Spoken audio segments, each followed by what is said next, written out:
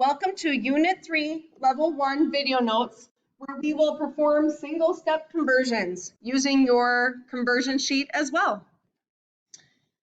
A unit conversion is when we change units, not the actual value. The size or amount stays the same. So we might change feet to becoming miles or meters, or we might have liters to become gallons, or pounds to kilograms. Time 365 days is 1 year, those kind of things. So a direct conversion we have done in the past with proportions. Now a direct conversion is a rate that contains a unit you are given, like feet here, and the unit you want to change it into, which is yards. If I look on my conversion sheet, I see that 1 yard is 3 feet. So I have a direct conversion because I have something that connects my feet with yards. All right, so if I have 17 feet and I want to figure out how many yards is that, I can use this conversion of saying 3 feet for every 1 yard. When I cross multiply, I get that I have 5.6 repeating, or 5 2/3 yards. So I'm going to write 5.67, that's rounded to the nearest hundredth. Now I'm going to show you using conversions. If I start with what I have, 17 feet, and it's not feet per second, it's just 17 feet. Anything over 1 is itself.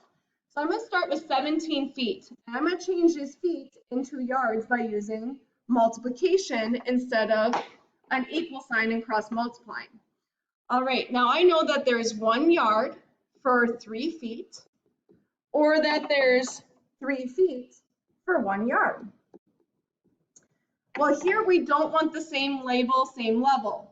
We're multiplying, so we want things to cancel. We want the feet to cancel and be left with yard. This is the fraction we would have used for proportions, because same label, same level. But feet divided by feet cancel. That value is 1. Right now, feet divided by yards, that's not going to cancel. Instead, we would use this conversion. 3 feet is still 1 yard, but we chose this one because feet divided by feet cancel out. If I multiply fractions straight across, not cross multiplying because it's not an equal sign, 17 times 1 on top is 17, 1 times 3 is 3, and the feet canceled, and I'm left with yards. Well, there's my 17 divided by 3, which is 5.67 repeating. Now, direct conversions are pretty nice. You could cross multiply and be done. However, if you've got multi-steps, that'd be a lot of cross multiplying, and unit conversion is just a lot easier once you understand it. So here we have miles. 3.2 miles is how many inches? And if you look at your conversion sheet, this is not a direct proportion because I don't have something with miles and inches right away. So I have to change miles to inches by using a pathway. So let's make a plan. How can I get from miles to inches?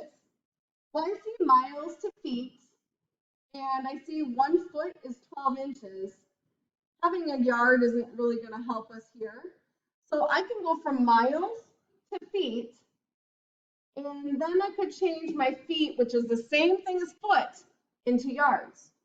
So I can change my miles into feet, which is the same as foot, and then the feet into inches. So for every path I have or plan, I need to write a ratio to cancel things out. So this is step number 2. Write what is given over 1 or as a rate. So I have 3.2 miles. Now that is not a rate. It's not miles per 1 hour, or it's not 3.2 miles in 5 minutes. It is 3.2 miles, and that's it. So we put it over 1. The rate is that miles per hour idea. We're going to write ratios to cancel units.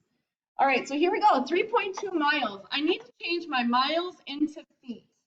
And I know that 1 mile is 5,280 feet. And I can also write that as 5,280 feet for every 1 mile. Well, we want to write the ratio so that we can cancel units diagonally. So if I use the first one, that would be like a proportion idea where if you have the same label, same level, but we're multiplying. We want the miles to be divided by miles, and that's not happening here. So let's use the next one and see what happens. 1 mile for every 5,280 feet. Well, now we have miles on top and miles on bottom. So that's like saying miles divided by miles. They cancel. So if I finished right now by multiplying straight across and dividing, my answer would be in feet. But I don't want feet, I want inches. So now we need to go, we did that pathway, from feet to inches. So up here, 1 foot for every 12 inches. Or I could write 12 inches for every 1 foot. What's going to make sense here? So I need another times a fraction. So I can move this like here, and my feet and inches, they can't cancel. Let's try the other one. Make the units the same diagonally.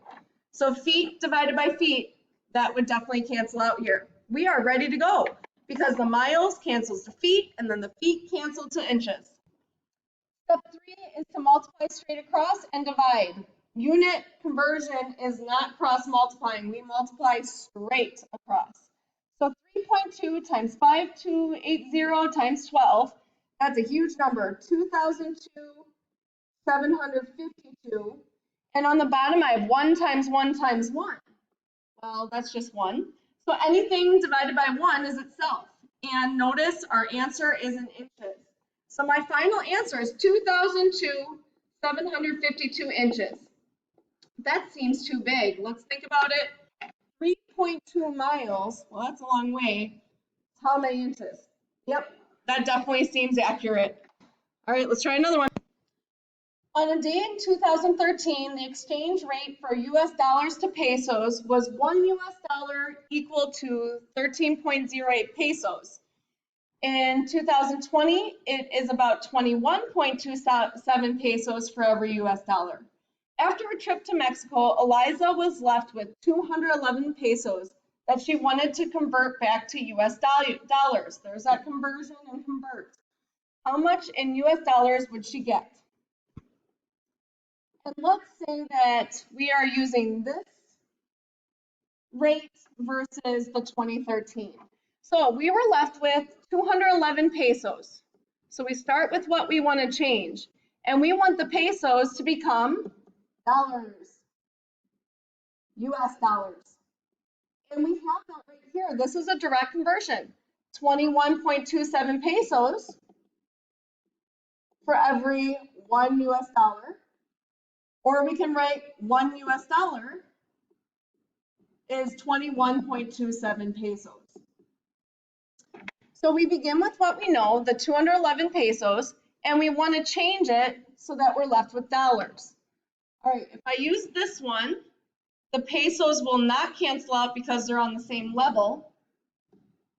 If I use this one, the pesos would cancel out. And remember, 211 pesos, it's not a rate, we're just going to put over 1. And the pesos will cancel, we'll be left with US dollars. So we are ready to go. We're going to multiply straight across. 211 times 1 is 211. On the bottom, we have 1 times 21.27.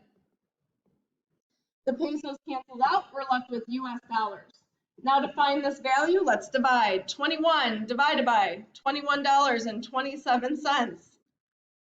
Alrighty, we got 0.9873. Well, she's not getting much money back. She is going to get, let's say rounded up, 99 cents back. Bummer. Now, if we use the other one, 13.08, just going to quickly do that to show you she would have gotten more. 211 divided by 13.08, 16.131. So if it was 2013, she would have gotten $16 back, but now she's getting about $1. Here, Cade bought a 35-pound bag of dog food. How many kilograms to the nearest tenth of dog food is that? you look on your conversion sheet, we need the one that says common conversion for weight because we need pounds to kilograms, and there it is. It's a direct conversion. So we could do a proportion, but we're going to practice unit conversions. So we start with 35-pound bag, and it's not a rate, it's just 35 pounds, so over 1.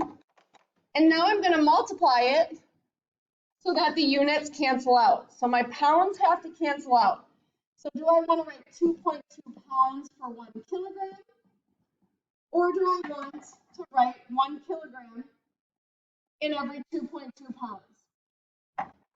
Well, will that cancel with my pounds on the bottom? And it won't. Where here, this one, my pounds will cancel. So pounds divided by pounds eliminates, and be careful that this is an L, not a 1. And now we're going to multiply straight across. 35 times 1 is 35. Now on the bottom, 1 times 2.2 is 2.2. My pounds canceled, I'm left with kilograms, and 35 divided by 2.2 is 15.909. And we need to round to nearest tenth. If I look to the right, I cannot shove that 9 up to a 10. So we have 15.9 kilograms is equal to 35 pounds. Same weight, different units. Our last example is where Howard made 10 gallons of coffee for a group meeting. That's a lot of coffee. How many cups of coffee did he make? So here we need a plan from going from gallons to cups.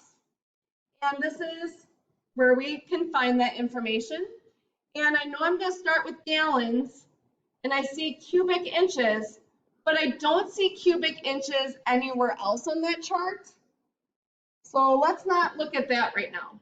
How about a gallon to quarts? Well, then I have quarts to pints,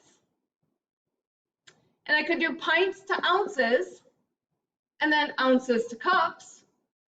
But there is one little shortcut there. I see pints to cups. So I can go from gallons to quarts to pints. And then I see 1 pint is 2 cups, and then I can eventually get to cups. So I have lots of conversions I have to use here, and I'll help you with those as we go. All right, so we're going to start off with 10 gallons, 10 gallons of coffee. And that's just over 1 because it's not a rate. Now, I need my gallons to go to quarts. Well, I know that there's 1 gallon for 4 quarts, or 4 quarts for 1 gallon. And what I would suggest at this point is to write gallons on the bottom so that you see those have to cancel. So what's the number with the gallon? Well, it's 1. And 1 gallon is 4 quarts, so 4 quarts has to go on top. All right, so that takes us to quarts. Now we need to get pints. Well, let's look over here. 1 pint, or I'm sorry, quarts to pints. So 1 quart is 2 pints. So I need quarts on the top, so quarts on bottom. And I know that 1 quart is 2 pints. Lastly, I'm going to go from pints to cups. So I need my pints to be on the bottom and my cups to be on top. So pints to cups. And 1 pint is 2 cups. So this goes from gallons to quarts to pints, and eventually we're left with just cups. Now we multiply straight across. 10 times 4 times 2 times 2 is 160. On the bottom, we have 1 times 1 times 1 times 1. Well, that's just 1. So our final answer is 160 divided by 1, which is 160, and then cups is our units. So 10 gallons is really 160 cups. Keep practicing, use your conversion sheet, and ask questions. Good luck.